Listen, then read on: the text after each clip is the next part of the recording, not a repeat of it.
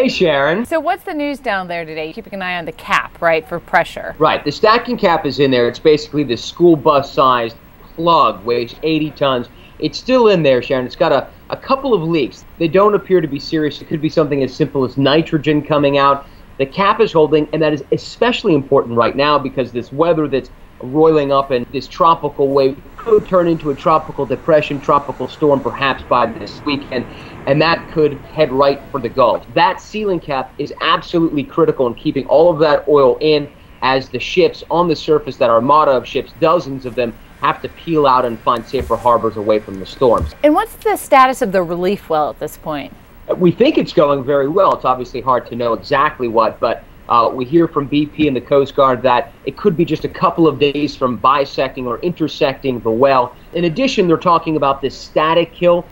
You pump the whole well full of mud, 13,000 feet of it, 200,000 gallons. So what they're thinking about is perhaps filling the whole pipeline with mud and then a cement cap on the top and a cement cap on the bottom, basically ensuring that nothing is going to come out of that well anytime soon. And I know there's been a lot of talk about Tony Hayward recently.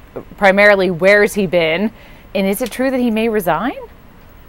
That's what the British newspapers are reporting today, and it's in Reuters as well. BP denies it, but Tony Hayward was clearly demoted, I guess it was last month, after gaffe number who knows what. This is the man who, of course, at first seemed very earnest, but then started blubbing and saying things like, I think the environmental impact of this disaster is likely to have been very, very modest. There's no one who wants this thing over more than I do. I'd like my life back. If he resigns, he will get his life back. The last couple of times we've seen him, once was sailing on his yacht off the Isle of Man. But as far as you know, he hasn't been to Louisiana or to the Gulf.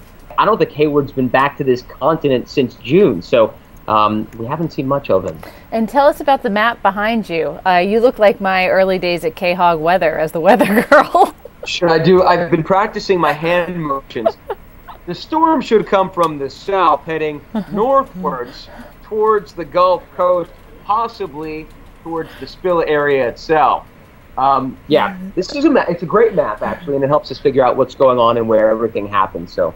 Very good. I think you should stick with news, not weather. We'll let Sam Champion handle that, right? On those hand gestures, though. It is. It's hard to do it backwards. Thank you very much, Matt. Have a great day out there.